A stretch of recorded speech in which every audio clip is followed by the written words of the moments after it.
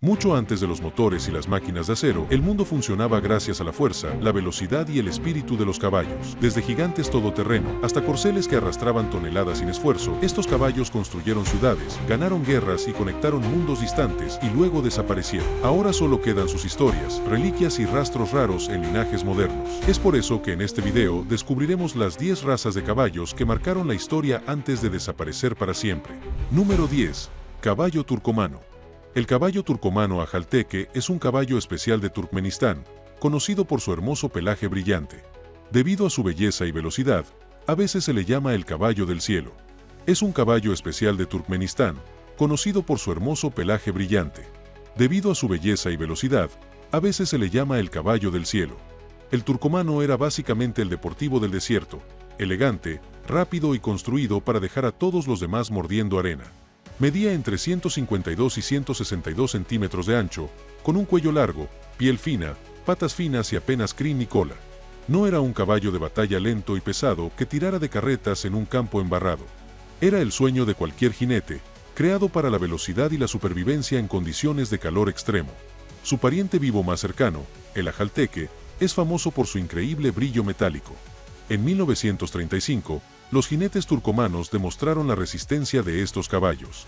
Llevaron a ajalteques de Asjabad a Moscú, recorriendo unos 4.130 kilómetros en tan solo 84 días.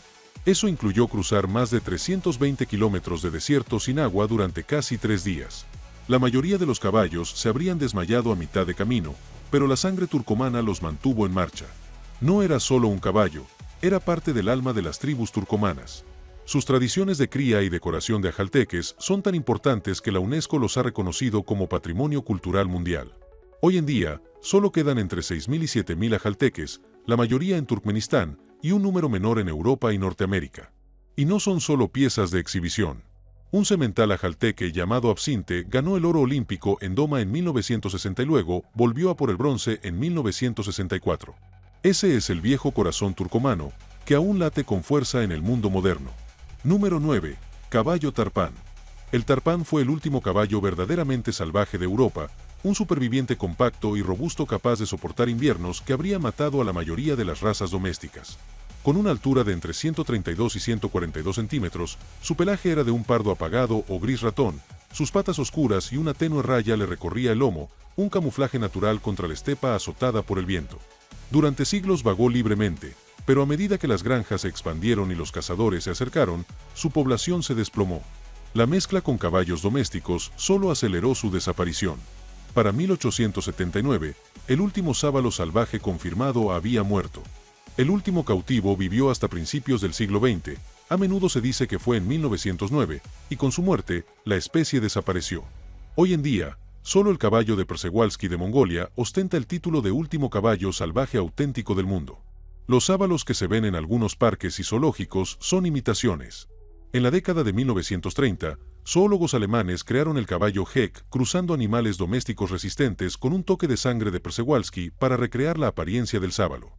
Los caballos Konik también se comercializan a menudo como descendientes, y si bien tienen cierta ascendencia esteparia y son adecuados para proyectos de reintroducción de especies silvestres, la ciencia confirma que no son auténticos sábalos.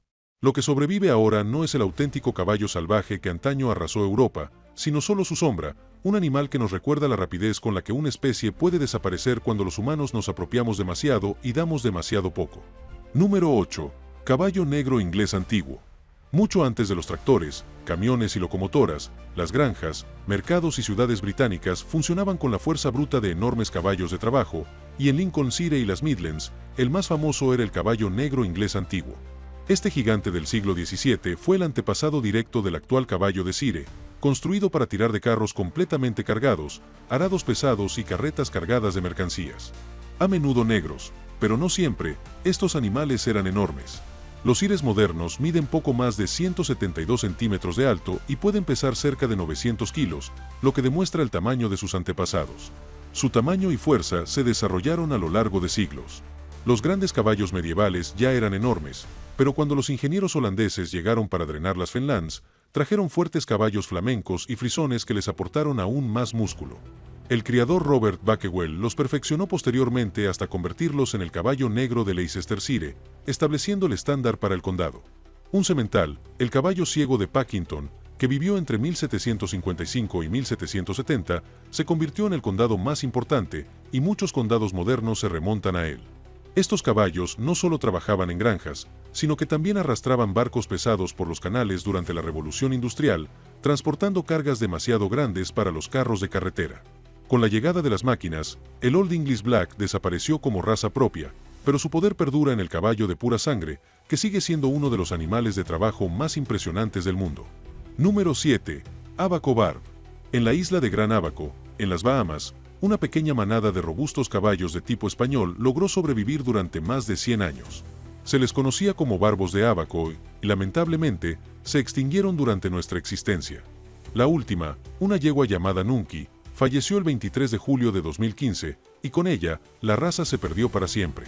Su historia comenzó a finales del siglo XIX, cuando las compañías madereras cubanas trajeron caballos criados en España para trabajar en los pinares de la isla. Pruebas de ADN demostraron posteriormente que tenían raíces ibéricas y coloniales españolas, lo que los convierte en descendientes directos de los caballos que los españoles trajeron a América. Durante décadas, vivieron tranquilamente en la isla, y los lugareños recuerdan que en algún momento su número rondaba los 200.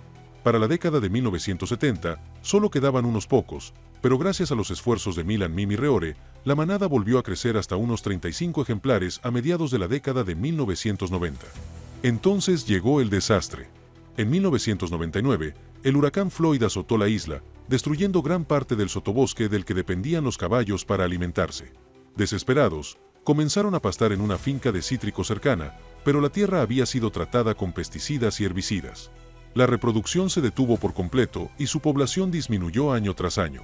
El gobierno destinó unas 3.800 hectáreas para una reserva, pero ya era demasiado tarde. Cuando Nunki falleció, el barbo Abaco desapareció. Aún hay esperanza. Se conservó tejido de Nunki, y hay planes para intentar la clonación y reconstruir la manada utilizando caballos coloniales españoles emparentados. Es una meta difícil, pero el esfuerzo continúa. Número 6. Caballo anglo-normando. A principios del siglo XIX, los criadores de Normandía, Francia, querían un caballo que pudiera hacerlo todo. Cruzaron fuertes yeguas normandas locales con veloces purasangres y robustos trotones de Norfolk. El objetivo era un caballo con zancada larga y suave, la resistencia necesaria para trabajar largas jornadas y la velocidad necesaria para manejar tanto la monta como el carruaje. El resultado fue el anglo-normando, un caballo tan cómodo tirando de un carruaje ligero por la ciudad como llevando a un soldado a la batalla. Bajo el emperador Napoleón III, se convirtió en el principal caballo de caballería de Francia, conocido por su combinación de resistencia y potencia. En 1873, la ley Boucher impulsó enormemente la raza. Esta ley financió programas de cría y ayudó al ejército a adquirir más caballos anglo-normandos, convirtiéndolos en una presencia frecuente en el servicio militar hasta finales del siglo XIX. Tras las dos guerras mundiales, los vehículos a motor sustituyeron a los caballos en el transporte, por lo que el caballo anglo-normando se dedicó a deportes como el salto de obstáculos. En 1950 se inauguró un libro genealógico nacional, pero tan solo 8 años después, en 1958, Francia fusionó el caballo anglo-normando con otros caballos de silla regionales para crear la Selle Francaise. Esta fusión puso fin al anglo-normando como raza independiente, pero su sangre se convirtió en la base de la nueva. Su influencia fue innegable. Durante décadas, las líneas de sangre normandas fueron las más comunes en los pedigrís de Selle Francaise. Uno de los anglo-normandos más famosos, Lou Turbé, guió a Pierre-Jean-Pierre Doriola a la medalla de oro olímpica en salto de obstáculos en los Juegos de Tokio de 1964. Puede que el nombre haya desaparecido, pero el corazón y el poder del anglo-normando siguen vivos en los campeones de hoy. Número 5. Amblador de Narragansett. En la década de 1700, en Rhode Island, los criadores crearon un caballo diferente a todo lo que Estados Unidos había visto antes. Era pequeño, rápido y podía viajar durante horas sin que el jinete se tambaleara. Este era el Narragansett Patcher.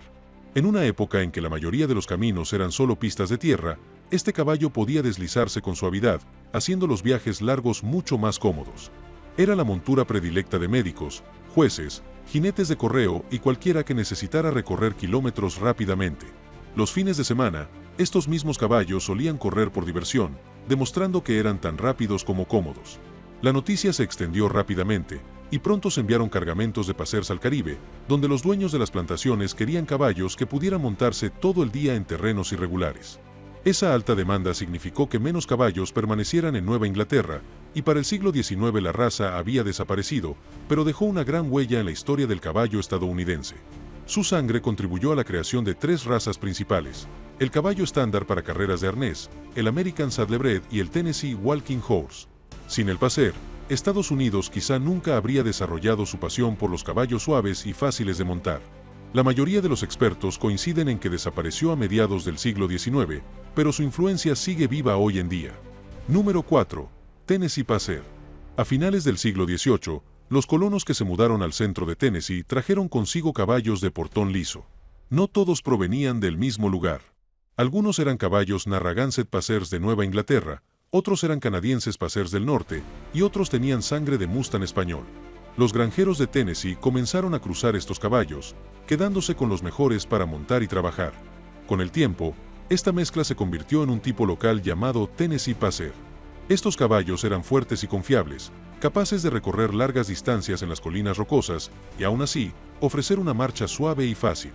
Eran el tipo de caballo que se podía montar toda la semana para revisar las vallas y luego enganchar a un carro el fin de semana sin cansarlos. En 1886, nació un potro negro llamado Black Allen. Era una mezcla de pura sangre Morgan y Standardbred. Prefería correr al paso, pero también podía correr con la suavidad que tanto gustaba a los jinetes. Los criadores cruzaron Black Allen con los Tennessee Passers locales, lo que los hizo más grandes, fuertes e incluso mejores para la equitación de larga distancia. En 1935, se creó el registro de caballos de paso de Tennessee, y el antiguo nombre Tennessee Passer desapareció poco a poco.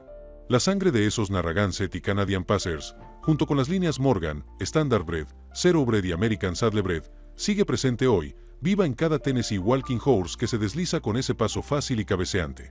Número 3. Hobby irlandés. Mucho antes de las armas o los tanques, un pequeño caballo irlandés cambió la forma de librar batallas. El pasatiempo irlandés era ligero, rápido y resistente, criado en Irlanda mucho antes del siglo XIII. Con una altura de entre 122 y 142 centímetros, podía correr por terrenos accidentados, realizar giros bruscos y mantenerse en marcha durante horas sin cansarse. Los soldados los usaron para crear un nuevo tipo de guerrero llamado Hobilar, una caballería ligera capaz de explorar, asaltar campamentos enemigos y desaparecer antes de que los lentos y pesados caballeros pudieran reaccionar. Se volvieron tan valiosos que, durante las guerras de independencia de Escocia, el rey Eduardo intentó impedir su llegada a Escocia. Mientras tanto, Robert Bruce los utilizaba para audaces ataques relámpago, a veces cubriendo de 96 a 112 kilómetros en un solo día, una distancia increíble para el siglo XIV. El caballo irlandés aparece en registros antiguos e incluso en el poema de Bruce, donde se dice que un jinete, montado en su caballo, corrió velozmente. Estos caballos no estaban hechos para cargas pesadas, sino para la velocidad, la agilidad y las largas jornadas en la silla de montar. Con el tiempo, la guerra cambió, pasando a los arqueros a caballo y, más tarde, a las armas de fuego. El Hobilar desapareció, y con él, el Irish Hobby puro. Pero su velocidad y resistencia dejaron huella, mezclándose con los caballos ingleses y escoceses, y algunos expertos creen que contribuyeron a la formación de las primeras líneas que posteriormente darían origen al purasangre. Número 2. Genet Spanola. En la España medieval, existía un caballo de montar tan suave y ágil que la gente podía viajar todo el día sin dolor. Se trataba de la Genet española, un caballo pequeño con un paso suave de 4 tiempos que hacía que los caminos difíciles parecieran casi cómodos. De baja estatura pero con un deslizamiento natural, se convirtió en el caballo favorito de nobles, mensajeros y soldados que necesitaban cabalgar largas distancias sin cansarse. La palabra genet proviene del español jinet, que significa jinete ligero que montaba con estribos cortos y valoraba la agilidad. Tanto el estilo de montar como el propio caballo se extendieron por toda Europa. Cuando España comenzó a explorar y colonizar el Caribe y las Américas, trajo andaluces, barbos españoles y genet españoles en sus barcos. En el Nuevo Mundo, estos caballos se mezclaron con otros y dieron origen a razas como el Paso Fino y otros caballos coloniales españoles, famosos por su suave andar. Los historiadores afirman que el Genet español original está extinto, pero su linaje y su característico andar cómodo sobreviven en sus descendientes. Los científicos incluso han vinculado esa suavidad al andar con una mutación en el gen DMRT3, que altera el movimiento de las patas del caballo. Hoy en día, existe una raza americana moderna llamada caballo Genet español, conocida por su pelaje moteado, pero no es igual al caballo medieval, simplemente conserva el nombre antiguo. Número 1. El napolitano. Fue el caballo estrella del reino de Nápoles desde el siglo XVI hasta la época barroca. Era fuerte y elegante, con un cuello imponente y un trote alto.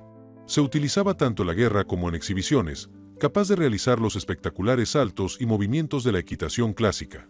Los jinetes de la época alababan su valentía y belleza, y para el siglo XVII era uno de los caballos más admirados de Europa. Sus linajes contribuyeron a la formación de razas famosas. Dos sementales, Conversano, nacido en 1767, y Napolitano, nacido en 1790, se convirtieron en los padres fundadores del Hipisano, una raza que aún hoy se exhibe en la Escuela de Equitación Española. El Cladruber, un caballo de carruaje ceremonial de los Habsburgo, también tiene sangre española y napolitana. A principios del siglo XX, los ejércitos ya no necesitaban este tipo de caballo de guerra, y la cría se centró en otros tipos. El napolitano original desapareció, absorbido por razas como el Hipisano y el Mergis, y muchos expertos lo consideran extinto. En Italia, actualmente existe un pequeño grupo llamado napolitano, reconocido como una raza rara. En 2005, solo se registraron 20 yeguas y 4 sementales, y está catalogado como especie en peligro crítico de extinción. Si bien no es el mismo caballo de guerra de antaño, aún conserva su nombre y parte de su historia.